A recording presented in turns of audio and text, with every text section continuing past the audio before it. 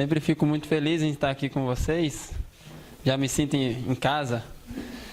Não sei se os irmãos foram informados da novidade que eu tenho, mas minha esposa está grávida.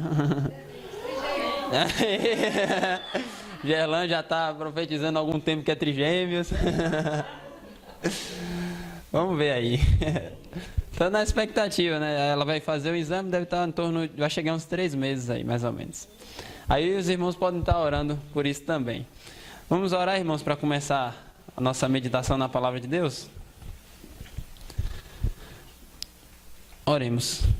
Querido Deus, nosso eterno Pai, nós te pedimos mais uma vez a sua graça nesse momento, para compreender a sua palavra. Te agradecemos porque o Senhor tem sido bom para conosco e o Senhor tem nos sustentado todos os dias, ó Pai. Te agradecemos por todas as bênçãos que o Senhor nos tem dado, principalmente pela vida eterna em Jesus Cristo. Nós te louvamos por tudo que o Senhor é e por tudo que o Senhor fez para conosco. Te pedimos que as verdades que iremos ler na Tua palavra sejam aplicadas aos nossos corações e que o Espírito Santo ilumine a nossa mente, para que a gente viva conforme a Tua vontade. Em nome de Jesus nós te oramos. Amém. Irmãos, acredito que muitos de nós aqui na infância já tivemos heróis, referências, às quais nós nos espelhávamos. A gente olhava e dizia, poxa, eu quero ser que nem essa pessoa. No meu caso era na área do esporte. Quando tinha 8 anos de idade, eu vi o Brasil sendo campeão do mundo em 2002.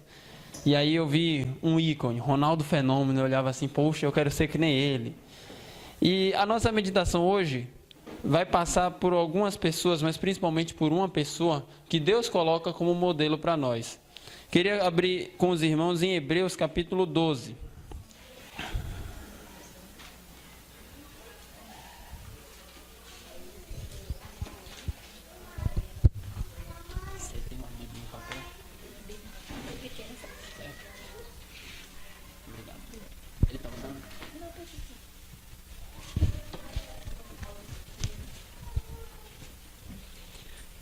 Hebreus capítulo 12, versículo 1.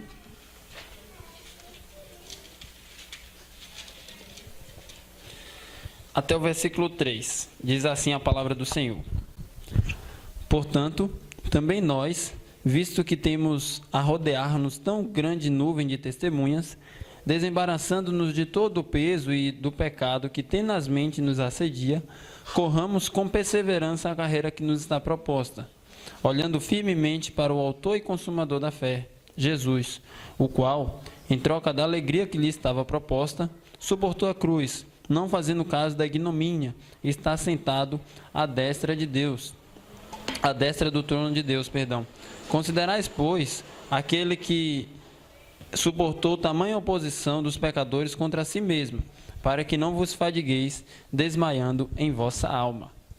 Então, a epístola que nós estamos lendo, aos Hebreus, ela foi escrita para irmãos em Cristo, cristãos, que eram hebreus, só que estavam sendo assediados, tentados, persuadidos a voltarem para a religião judaica, para voltarem à antiga aliança.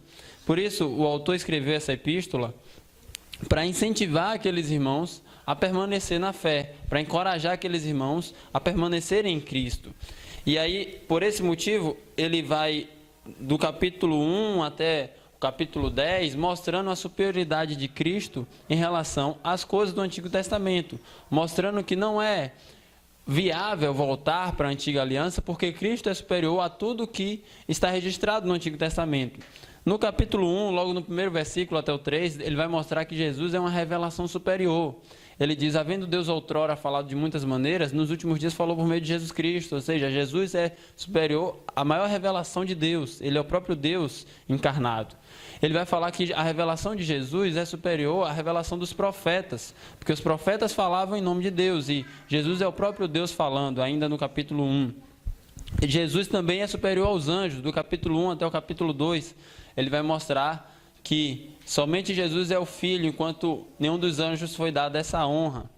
Jesus é superior a Moisés, no capítulo 3 ele vai desenvolver isso também, sendo Moisés o mediador da antiga aliança, o primeiro escritor dos livros da Bíblia, que escreveu de Gênesis até o Deuteronômio. Ele mostra que aquele povo que tinha como referência Moisés, agora chegou um novo mediador superior, o próprio Senhor Jesus. Ele vai mostrar também que Jesus é superior a Josué.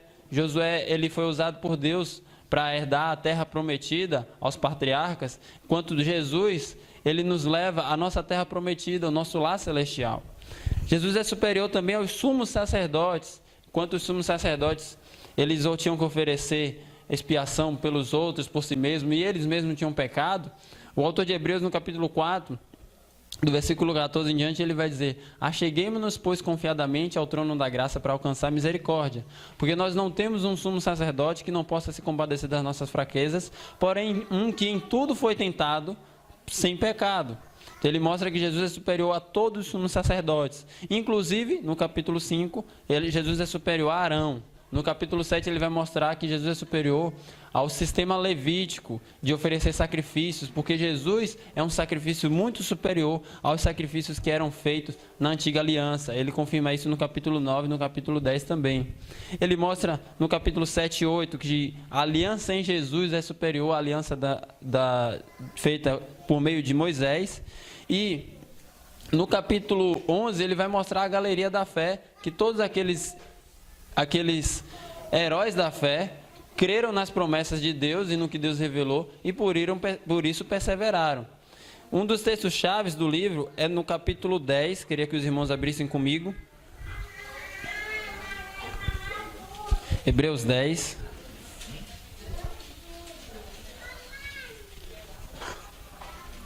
O versículo 36 até o versículo 39. O autor diz o seguinte: não abandoneis, portanto, a vossa confiança. Ela tem grande galardão. Perdão, eu li o 35, agora o 36. Com efeito, tendes a necessidade de perseverança, para que, havendo feito a vontade de Deus, alcanceis a promessa. Porque ainda dentro de pouco tempo, aquele que vem virá e não tardará. Todavia, o meu justo viverá pela fé. Se retroceder, nele não se compraz a minha alma. Nós, porém, não somos dos que retrocedem para a perdição. Somos, entretanto, da fé para a conservação da alma. Então, o autor de Hebreus, ele tem uma intenção: estimular aqueles irmãos a perseverarem na fé e não retroceder, não voltar à antiga aliança.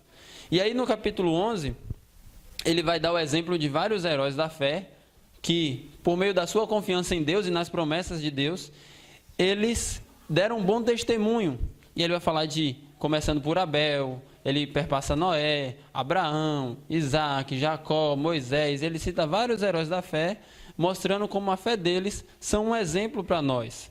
E é interessante que no versículo 13 do capítulo 11, o verso 13 e o verso 39, ele destaca uma informação sobre esses heróis da fé, que são exemplos para nós.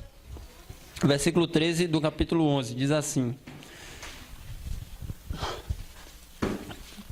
todos estes morreram na fé, sem ter obtido as promessas, vendo-as, porém, de longe, saudando-as e confessando que eram estrangeiros e peregrinos sobre a terra. Ou seja, a nação deles não era essa aqui, mas eles esperavam um lar que Deus tinha prometido. E o verso 39 reforça a mesma ideia quando ele diz: ora, todos estes obtiveram bom testemunho por sua fé. Não obtiveram, contudo, a concretização da promessa. Ou seja, eles exercitaram fé em Deus, no que Deus revelou e na sua promessa. Deus prometeu, por exemplo, que a Noé que enviaria o dilúvio. Deus prometeu a Abraão que daria uma descendência. Deus prometeu ao povo uma terra. E eles exercitaram a fé nessas coisas. E muitos deles não viram a concretização ou a plenitude da consumação da promessa, mas ainda assim eles são exemplos de fé para nós. E aí, no capítulo 12, o autor está fechando esse bloco de argumentos sobre os heróis da fé. A divisão de capítulos às vezes nos ajuda, nesse caso aqui atrapalha, porque o capítulo 11 não termina no 11, termina no 12, no verso 3 aproximadamente. Ele fala dos heróis da fé que operaram grandiosas obras por meio da fé e deram um bom testemunho. No capítulo 12, que é o texto que nós lemos, ele vai falar não de um herói da fé, mas da pessoa que é o originador da fé, Jesus. Então ele começa no versículo 12 dizendo, portanto, ou seja, portanto é a conclusão de tudo que ele havia dito antes. Ele está em continuação aqui. também nós. Então, ele expõe o exemplo dos heróis da fé e agora vai nos exortar a imitar esse exemplo. Ele está concluindo seu argumento. Visto que temos a rodear-nos de tão grande nuvem de testemunhas, desembaraçando-nos de todo o peso e do pecado que tenazmente nos assedia, corramos com perseverança a carreira que nos está proposta. Então, qual é essa grande nuvem de testemunhas? Os heróis da fé que ele falou hoje, antes, no Hebreus capítulo 11. Ele falou dessa grande nuvem de testemunhas que testemunharam com a sua fé. E ele nos dá uma exortação. Olhando para isso, a gente deve nos desembaraçar de todo o peso. A vida cristã é comparada a uma carreira, a uma corrida, a uma jornada. Mas não é como uma corrida que o Usain Bolt faz de 100 metros e que você dispara, ele chega em 9 segundos e você chega em 1 minuto. Não é algo desse tipo. A vida cristã é comparada a uma maratona de 42 quilômetros, que o vencedor não é o que chega primeiro, mas é o que persevera. O nosso grande objetivo não é a velocidade, mas é perseverar em Cristo. E é isso que o autor está dizendo. E ele dá uma dica, ele fala, olha, que a gente se desembarace de todo o peso e do pecado que tenazmente nos assedia. Imagine que você vai correr uma maratona de 42 quilômetros, que é uma jornada de horas, só que você vai de calça, você vai de camisa social, você vai de jaqueta de couro pesada, você vai com uma mochila cheia de livros nas costas, você vai com sacos de compras na mão, e quando você começa a correr, o saco bate nas suas pernas, isso te atrapalha, e você fica chateado, pensando até em abandonar a corrida e desistir. A ideia é essa, são pesos inúteis, que não estão te ajudando em nada. O que é que você precisa fazer diante dessa situação? Você para, vai no banheiro, troca de roupa, coloca uma roupa de corredor, que te proporcione velocidade e perseverança, que não te atrapalhe, mas que te ajude. E o autor bíblico está dizendo que a gente deve se desembaraçar de todo o peso que nos assedia. Então eu pergunto para você aqui hoje, sem expressar em voz alta, mas no seu próprio pensamento, qual é o peso que te assedia a desistir na sua carreira cristã? Ou melhor, o que é que tem te atrapalhado na sua corrida cristã? Eu tenho os meus pesos, que eu tenho que me desvincular. É isso que a Bíblia nos fala. A gente deve abandonar esses pesos e correr levemente em direção a Cristo. Qual é o peso que tem te atrapalhado? O próprio Senhor Jesus reforça essa ideia quando ele diz, se sua mão te fizer errar, o que é que você faz? Você corta e joga fora. E o autor de Hebreus está falando a mesma ideia. Aquilo que te atrapalha, você joga fora. Não te ajuda em nada. Então, ele também destaca que a gente deve se desvincular desse peso que nos assedia e também de todo o pecado. Não há nada que atrapalhe mais o crente em sua jornada cristã do que o pecado. O pecado nos faz tropeçar e cair. E quando a gente cai, a gente fica ferido, a gente fica abatido, a gente perde energias. A gente às vezes não tem forças para levantar. Então a gente deve vencer essa luta contra o pecado que tem nos atrapalhado na jornada em direção a Cristo. Eu lembro de uma cena que eu gosto bastante do filme Desafiando Gigantes. Quem aqui já assistiu o filme Desafiando Gigantes? Pronto, então vocês vão... Talvez até quem não assistiu já tenha visto a cena no YouTube, que é uma cena motivacional, tem milhões de visualizações, que é o treinador de um time de futebol americano. Ele pega o melhor jogador do time e aquele jogador estava desanimado e desanimando os outros. E ele fala, olha, você vai correr 50 metros com seu colega nas costas sem o joelho no chão. Então é uma posição de engatilhar sem colocar o joelho no chão, e ele tinha que correr o campo 50 metros com o peso do colega nas costas, que pesava 60 quilos. Ele fala, não vou aguentar, eu posso conseguir uns 30, mas 50 não. Aí ele, não, vamos lá. Então tá bom, só que você vai fazer de olhos vendados. De olhos vendados? De olhos vendados. E aí ele vendou os olhos e continuou, e aí começou a doer, e ele falou, não, vai adiante, e ele perguntando, já chegou nos 30? Ele falou, esqueça os 30, ele... Continuou, tá doendo, não aguento mais. E ele continuou e o técnico falando, vai adiante, esqueça a dor. Ele já chegou nos 50, esqueça os 50, só vá adiante, não importa mais os 50, siga.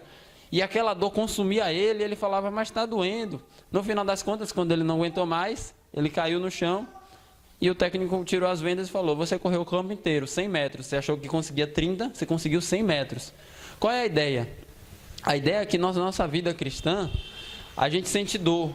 Não apenas dor no corpo, mas dor na nossa alma.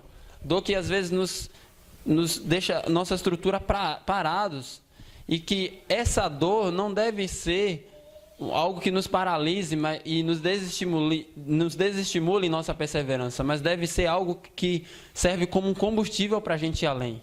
A dor é um sinal que você deve ir adiante. Na musculação, quando você começa a sentir dor, é um sinal que os seus músculos estão se desenvolvendo. Se você não sente dor alguma, você não vai crescer, fisicamente falando. Da mesma forma, uma pessoa que é conhecida de todos nós, o Arnold Schwarzenegger, ele disse que o que separa os campeões no esporte dele, fisiculturismo, dos que perdedores, era a repetição das 3 últimas séries. Quando ele está fazendo um exercício físico, começa a doer o corpo. E ele fala que os perdedores param e os campeões continuam. O que ele está dizendo é que a dor é um estímulo para a gente continuar.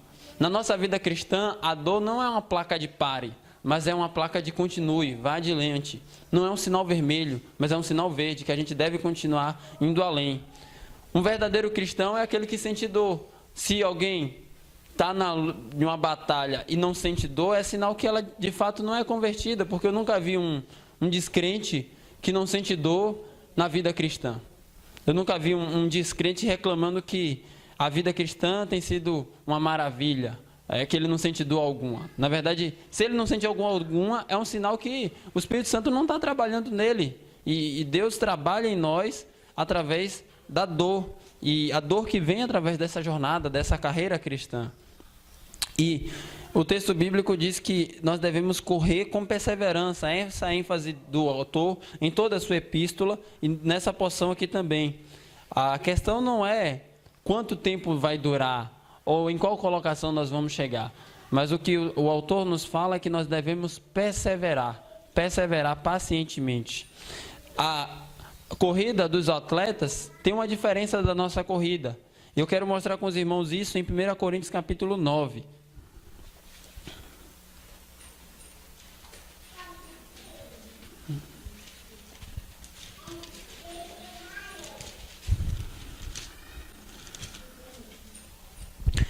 No versículo 25 de 1 Coríntios, capítulo 9.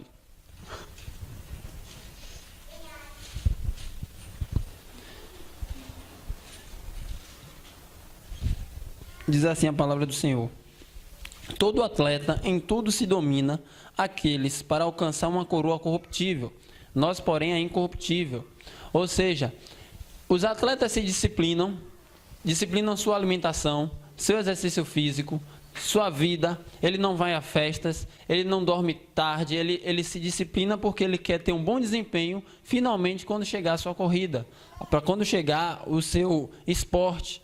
E o que é que ele almeja? Qual é a sua recompensa? A sua recompensa, naquela época, era uma coroa, mas em nossa época é uma medalha de ouro. A recompensa dessas pessoas é um objeto perecível, que passa, que tem valor duradouro. Mas e a nossa recompensa qual é? O apóstolo Paulo diz que a nossa recompensa é uma coroa incorruptível, isto é, nós estamos lutando, nós estamos correndo para alcançar um prêmio que não pode se corromper, que não vai passar de forma alguma. Aqueles homens que buscam obter sucesso em seus esportes, eles almejam uma medalha de ouro. Nós temos em mente uma pessoa, Jesus Cristo, e a nossa recompensa é Ele. E isso é muito maior do que o ouro, porque o ouro tem valor e tem beleza, porque foi criado por Deus. Mas Deus, Ele é a própria beleza e Ele é a nossa recompensa, muito superior a qualquer recompensa perecível que essas pessoas buscam. Por isso que nós não devemos perder o foco e a nossa atenção em nossa carreira cristã. Em Hebreus, capítulo 12 ainda, no versículo 2, nosso texto continua.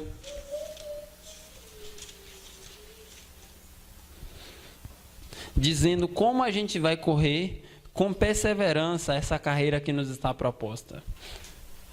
O que é que vai nos ajudar a perseverar? Além de se desvincular de todo o peso, o autor também nos exorta a olhar firmemente para o autor e consumador da fé, Jesus.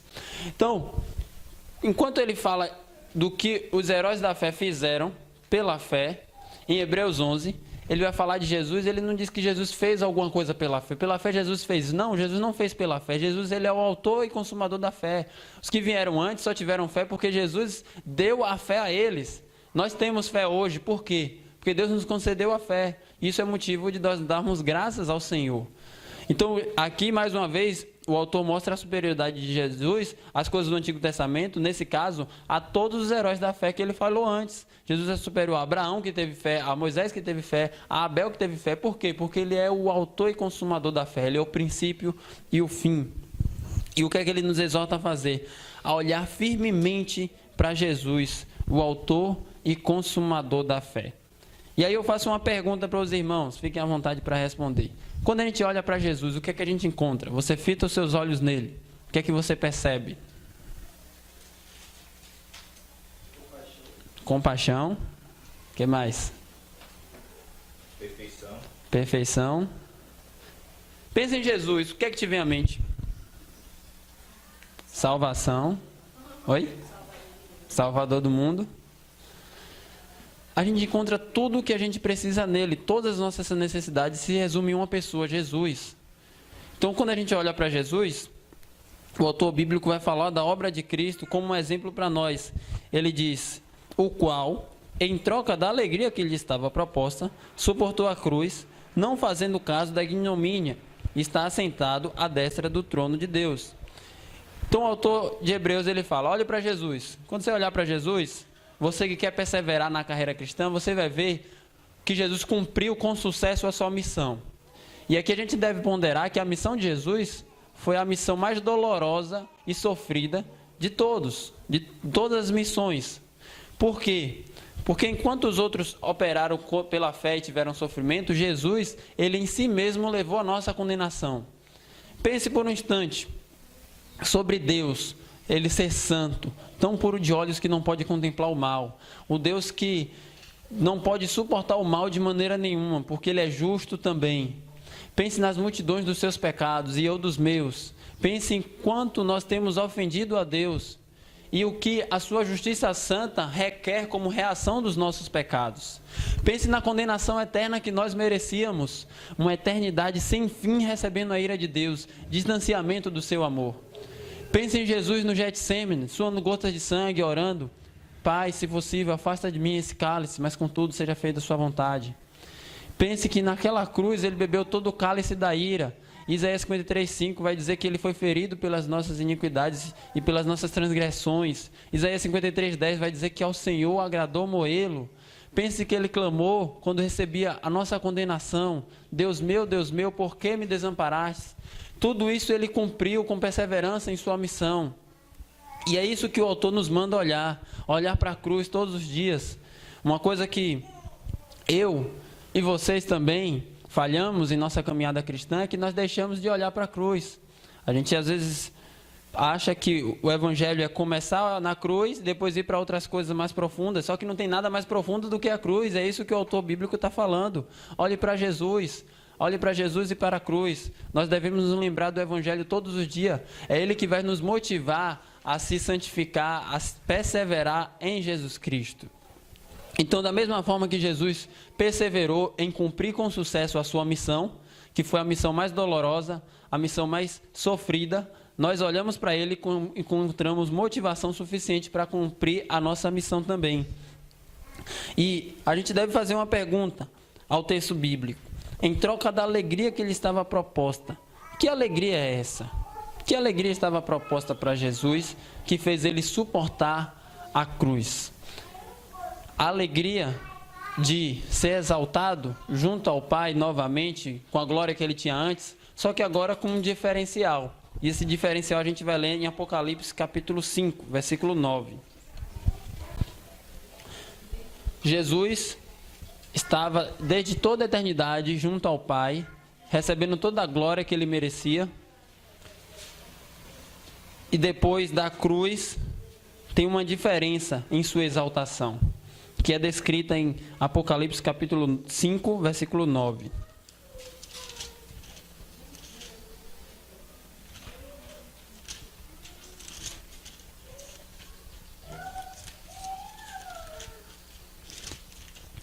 Diz assim a palavra de Deus: e entoavam um novo cântico, dizendo, eles estavam adorando a Deus: digno és de tomar o livro e abrir-lhe os selos, porque foste morto e com teu sangue compraste para Deus os que procedem de toda tribo, língua, povo e nação. Então, o Senhor Jesus teve como motivação a adoração de ser exaltado agora como Salvador. Ele é digno de ser adorado por tudo que ele é. Quando ele fez a sua criação, agora ele seria adorado por ser o Criador de todas as coisas.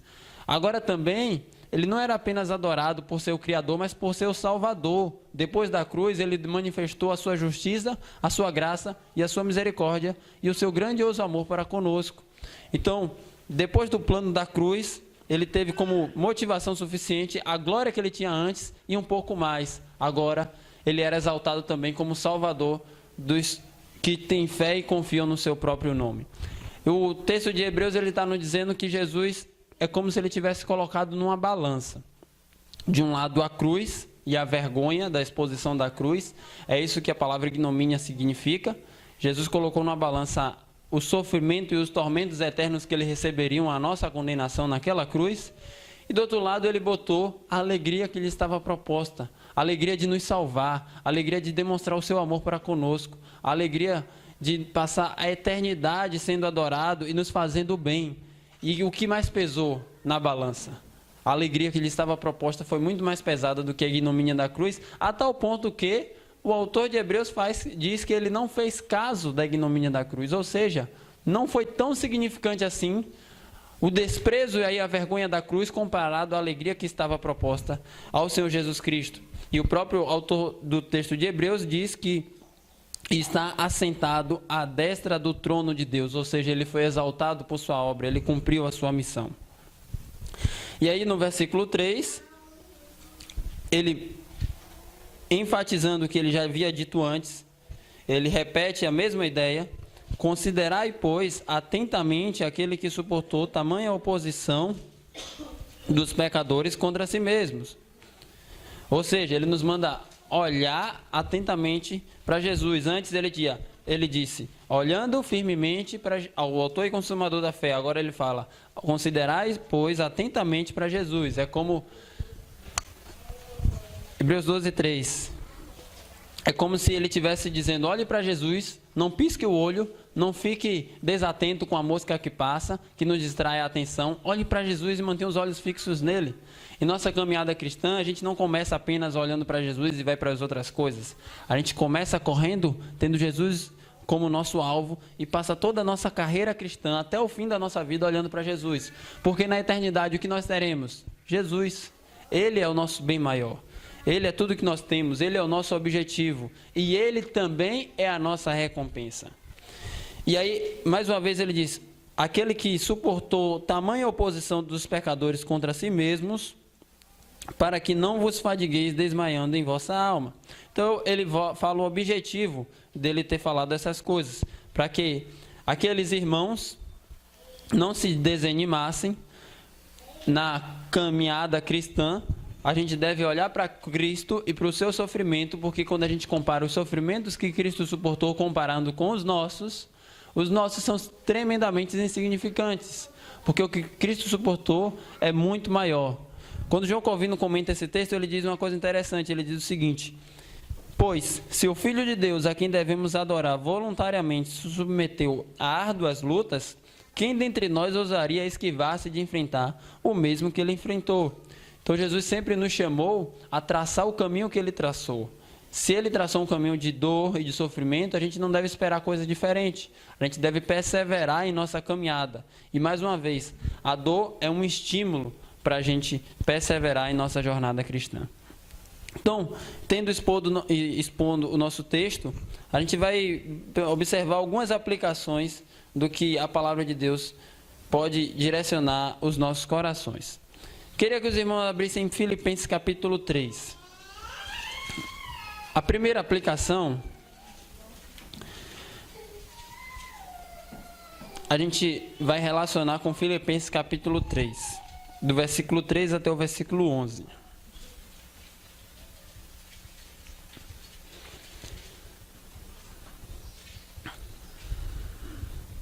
Diz assim: Paulo está argumentando contra os falsos mestres que queriam que aquelas pessoas, os cristãos, voltassem para a religião judaica. E aí ele diz: porque nós é que somos a circuncisão, nós que adoramos a Deus no Espírito, e nos gloriamos em Cristo Jesus, e não confiamos na carne. Bem que eu poderia confiar na carne, bem que eu poderia confiar também na carne. Se qualquer outro pensa que pode confiar na carne, eu ainda mais. Circuncidado ao 8º dia, da linhagem de Israel, da tribo de Benjamim, hebreu de hebreus, quanto à lei, fariseu, quanto ao zelo, ele era tão zeloso pela lei que ele era perseguidor da igreja, quanto à justiça que há na lei, irrepreensível. Mas o que era para mim lucro, isto considerei perda por causa de Cristo. Sim, deveras considero tudo como perda por causa da sublimidade do conhecimento de Cristo, meu Senhor, por amor do qual perdi todas as coisas, e as quais considero como refúgio para ganhar a Cristo, e ser achado nele, não tendo justiça própria, que procede da lei, senão mediante a fé em Cristo Jesus, a justiça que procede de Deus, baseada na fé, para o conhecer e o poder da sua ressurreição e a comunhão dos seus sofrimentos, conformando-me com ele na sua morte. Então o apóstolo Paulo fala que ele tinha muitas coisas que ele poderia confiar, mas ele não confiava em nenhuma delas. Ele confiava somente na justiça que vinha de Deus através da cruz. E ele tinha um alvo. Que alvo era esse? Jesus. Era para isso que ele prosseguia. Então, assim como aqueles irmãos estavam sendo tentados a voltar para a vida que eles tinham antes, na religião judaica, para os ritos da religião dos hebreus, para os sacrifícios, nós muitas vezes somos tentados também a voltar para a nossa vida anterior. Provavelmente, eu acredito que não tem nenhum judeu aqui, não a religião judaica, mas para a nossa vida de pecado. Os nossos pecados voltam a nos assediar. O velho homem, a nossa natureza pecaminosa, nos chama todos os dias a fazer as coisas que nós fazíamos antes, quando estávamos sem Cristo. Mas o texto nos exorta a perseverar caminhando em direção a Cristo, a se desvincular de todo o peso. No caso daqueles irmãos, o peso era essa tentação de voltar ao sistema levítico, de voltar à antiga aliança. O peso para nós pode ser outras coisas, mas a gente deve se desvincular disso e prosseguir rumo ao alvo, que é Jesus, a nossa recompensa. A gente deve olhar para Ele e Ele mesmo é a nossa recompensa. E o próprio Senhor Jesus nos ensinou algo semelhante na parábola do homem que negociava coisas preciosas. É interessante que aquele homem era um negociante, portanto ele conhecia o valor das coisas e muito provavelmente ele tinha riquezas, porque se ele estava na profissão de negociante, ele ia acumulando bens, ele ia comprando e vendendo e acumulando bens. E ele tinha muitas posses, a tal ponto que ele encontra uma pérola de tão grande valor que ele considera aquela pérola mais valiosa, muito mais valiosa do que tudo que ele tinha, e ele vende tudo que ele tinha para obter aquela pérola. E essa pérola é Jesus Cristo para nós. Nós consideramos um dia em nossa vida tudo que nós tínhamos como perda, assim como o apóstolo Paulo. Nós buscamos Cristo porque Ele é superior a todas as coisas da nossa antiga vida. Eu não conheci nenhum de vocês aqui antes de Cristo, antes de vocês se relacionarem com o Senhor Jesus. Mas eu tenho uma certeza que a sua vida atualmente é superior à sua vida antes de Cristo. Porque a sua vida hoje tem alegria, tem significado, tem valor, tem propósito. E tem um principal, a pessoa de Deus e o seu relacionamento com Ele. É o que você tem de mais valioso. Uma segunda aplicação que a gente pode extrair é: Deus nos deu promessas. Nós devemos confiar nessas promessas. Tem várias promessas na Bíblia. 1 João capítulo 2, versículo 25. Deus nos deu a vida eterna. Essas promessas devem ser o nosso combustível para perseverar. Porque se Deus é fiel e não pode mentir, a promessa deve nos ser motivação suficiente para que a gente tenha os olhos fixos na eternidade. Hebreus capítulo 13, versículo 5, a presença de Deus conosco. João capítulo 14, Jesus promete uma morada celestial. Romanos 8, do versículo 17 e 18, sofrimento e glória com Cristo. E capítulo 3 e versículo 21 de Apocalipse, eu queria que os irmãos abrissem comigo. Apocalipse capítulo 3, versículo 21.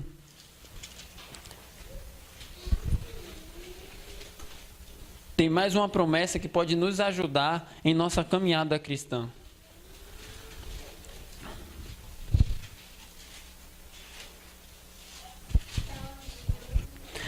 Apocalipse 3, versículo 21 diz assim: ao vencedor dar-lhe-ei sentar-se comigo no meu trono, assim como também eu venci e me sentei com meu Pai no seu trono.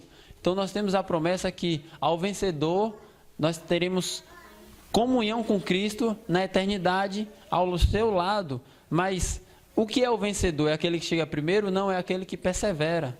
Nós não somos chamados a chegar primeiro, nós somos chamados a perseverar. Uma outra lição que a gente pode extrair desse texto de Hebreus capítulo 12 é o que fez Jesus concretizar a sua missão. Jesus suportou a condenação eterna que era destinada a nós. O que é que ele teve como motivação para cumprir sua missão? O que é que fez ele conseguir cumprir a missão de levar a ira que era destinada a eu e a você, a nós? O que é que o texto diz? Que foi a motivação de Jesus. Alguém? O que é que motivou o Senhor Jesus a cumprir a cruz?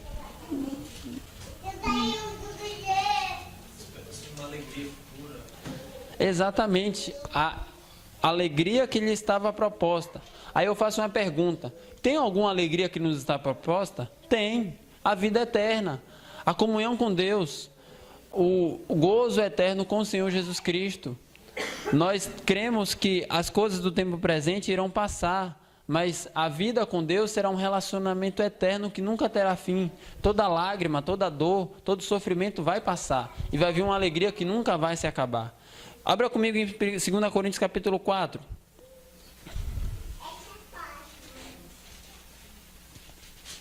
2 Coríntios capítulo 4, versículo 16.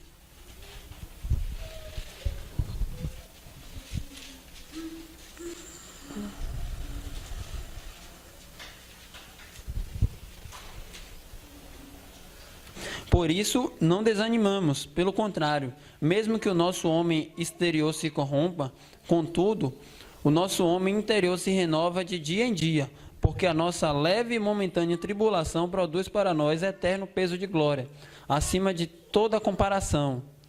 Ou seja, ele diz que o sofrimento que nós estamos passando aqui não tem como se comparar com a glória que nós iremos desfrutar. E o verso 18, não atentando nós nas coisas que se veem, mas nas coisas que não se veem, porque as que se veem são temporais, e as que se não veem são eternas. Ou seja, nosso foco deve estar nas coisas da eternidade. Como um grande homem de Deus uma vez disse: Senhor, crave a eternidade nos meus olhos. A gente deve caminhar a nossa carreira cristã olhando para o que é eterno e não para o que é passageiro. Muitas vezes nós desanimamos porque estamos olhando somente para as coisas que irão passar e não para a alegria que nos está proposta. Ao mesmo tempo, essa alegria não é apenas futura, mas é uma alegria presente. Você hoje já se relaciona com Deus. E essa é a sua alegria, muito superior ao assédio de voltar à antiga vida que você tinha antes de Cristo. Ao assédio das tentações do pecado. O pecado sempre nos propõe, nos oferece alegria que são coisas distorcidas das coisas que Deus nos dá. Mas a alegria verdadeira e plena só teremos em Deus. E essa alegria é suficiente para que a gente rejeite qualquer pecado, para que a gente rejeite as tentações de voltar para uma vida sem Cristo. E por fim, a última lição que Hebreus capítulo 12 nos dá. Olhe para Jesus. A gente deve passar toda a nossa jornada cristã olhando para Jesus. Muitas pessoas começam a fraquejar, a fracassar e a desanimar porque começam a olhar para as coisas, para a igreja, para os pastores, para os irmãos que estão pecando, para as instituições, para as religiões, ou para o Brasil do jeito que está. E a gente olha para várias coisas e a gente fica desanimado. Só que a Bíblia nos manda: olhe para Jesus. Você vai encontrar falha em todas as coisas, mas se você olhar para Jesus, você não vê falha alguma. Nosso foco e a nossa atenção deve estar nele. Foi assim que Deus operou a nossa conversão. Isaías capítulo 45, versículo 22 diz: olhais para mim e sereis salvos. Nós fomos salvos quando olhamos para Cristo e contemplamos a sua glória. E toda a nossa jornada cristã é olhando para o Senhor Jesus. Se você está fraco, olhe para Cristo e encontre força. Se você está desanimado, olhe para Cristo, encontre ânimo. Se você está caído, olhe para Cristo, que Ele com certeza te levanta. Se você acha os mandamentos do Senhor Jesus difíceis, que amar o próximo como a ti mesmo, amar os seus inimigos, olhe para Cristo e veja Ele pedindo perdão pelos seus assassinos quando está na cruz. Senhor, perdoa, pois eles não sabem o que fazem. Se você foi traído, olhe para Cristo e veja que Ele foi moído e que Ele foi traído por 30 moedas de prata e de ouro. Você foi abandonado, olhe para o Senhor Jesus, abandonado por todos os seus discípulos. Abandonado pelo Pai na cruz, quando clamou, Deus meu, por que me desamparaste? Porque naquele momento ele estava recebendo a ira santa e justa de Deus e não poderia ter comunhão com Deus Santo. Tudo que nós precisamos, nós encontramos no Senhor Jesus Cristo. Mas aí nós devemos pensar, o que é olhar para Cristo afinal? Olhar para Cristo é o exercício de mantermos a nossa atenção nele, refletimos sobre ele, nós buscamos conhecer o Senhor Jesus através das páginas da Bíblia e nosso foco e toda a nossa atenção, a nossa meditação, toda a nossa vida é direcionada para Ele. Nós nos relacionamos diariamente com o Senhor Jesus, o buscamos em oração. Isso é olhar para Cristo, é contemplar quem Ele é e tudo que Ele faz e fez e fará. O Senhor Jesus é aquele que reina desde toda a eternidade. Ele veio a esse mundo que Ele mesmo criou e se entregou por nós, como um gesto de grande humildade. Ele ressuscitou ao terceiro dia, está exaltado aos céus, reinando ao lado do Pai, e você deve olhar para Ele e conhecê-lo constantemente, porque nós devemos passar toda a nossa vida buscando conhecer a Cristo, e esse conhecimento de Cristo é o que nos transforma. E não apenas nós devemos olhar para Cristo, nós vimos que nós devemos olhar para Cristo, e Jesus é a alegria que nos está proposta, Ele é a nossa recompensa, mas ainda em Hebreus capítulo 13, versículo 5, nós temos uma promessa para a nossa perseverança na carreira cristã. Hebreus 13, versículo 5 diz assim: seja a vossa vida sem avareza, contentai-vos com as coisas que tendes, porque Ele tem dito, a promessa que Ele fez a nós. Hebreus 13, 5, porque Ele tem dito, de maneira alguma te deixarei, nunca jamais te abandonarei. Então, nós devemos olhar para Ele, quando chegarmos lá, Ele é a nossa recompensa, mas Ele também está ao nosso lado, Ele está presente conosco em nossas batalhas, Ele tem empatia. Se nós sofremos hoje, Ele é chamado de servo sofredor, que sabe o que é sofrer. Nós não temos como olhar para Jesus e dizer, isso que eu estou passando é mais doloroso do que tudo que você passou, porque ninguém suportou mais dor do que Ele. Então, esse auxílio que nós temos é do próprio Senhor Jesus e da presença dEle que nos ajuda a perseverar em nossa caminhada. Tem de bom ânimo. No mundo tereis aflições, mas tem de bom ânimo. Eu venci o mundo. Nós temos a presença ao nosso lado daquele que simplesmente venceu tudo, venceu a morte, e está ao nosso lado para que a gente vença também. Há pouco tempo, grandes homens de Deus, como o Dr. R.C. Sproul, Russell Shedd, John Stott, eles estavam aqui, nessa terra, como eu e como você. E hoje eles não estão mais. Eles já estão desfrutando da alegria que lhes está proposta. Outros homens, como a Galeria da Fé em Hebreus 11, outros homens registrados na história da igreja, eles estavam aqui como eu e você, na mesma luta, na mesma carreira, nos mesmos desafios que eu e você passamos. Mas hoje, eles já estão desfrutando da alegria que lhes estava proposta. Assim como o apóstolo Paulo disse um dia, prefiro morrer e estar com Cristo do que incomparavelmente melhor. Então veja, essa vida é muito breve, passa rápido, a luta vai acabar, o suor vai passar e a gente vai entrar no nosso descanso eterno, que é a própria pessoa do Senhor Jesus Cristo. Que cada um de nós aqui possa um dia falar como o apóstolo Paulo falou em uma de suas epístolas: combati o bom combate, acabei a carreira, guardei a fé. Que Deus nos ajude a perseverar em nossa jornada cristã com o poder e o auxílio do Espírito Santo. Amém. Vamos orar. Santíssimo Deus, nós te agradecemos pela sua palavra, ó Pai. Te agradecemos porque o Senhor nos deu o Espírito Santo que nos ajuda a cumpri-la. Ó Pai, te pedimos que o Senhor nos ajude a mantermos as nossas atenções e o nosso foco no Senhor Jesus Cristo. Te pedimos perdão porque reconhecemos que muitas vezes paramos de olhar para Ti e olhamos para coisas que não são dignas da nossa atenção. Ó Deus, nos ajude a olhar para Ti, a contemplar a Sua beleza e que essa contemplação do Senhor transforme o nosso caráter a tal modo que tenhamos ânimo a perseverar em nossa jornada. Ó Deus, que o final de tudo isso seja a Sua glória e que, assim como aqueles heróis da fé que foram registrados em Hebreus 11 perseveraram, o nosso nome seja perseverado, ou seja registrado em Sua mente, ó Deus, como alguém que persevera para a Sua glória, ó Deus. Te pedimos esse auxílio, porque nós desejamos desfrutar da nossa alegria que nos está proposta. Nos dê alegria em nossa jornada cristã. Alegria tal para vencer o pecado. Alegria tal para não desanimar. Alegria para continuar caminhando em direção a Cristo. E te agradecemos também pelas suas promessas, que é o que nos mantém estimulados no caminho do Senhor. Te louvamos por tudo isso que o Senhor fez, pelo que o Senhor faz e também pelo que o Senhor fará. Em nome de Jesus oramos. Amém.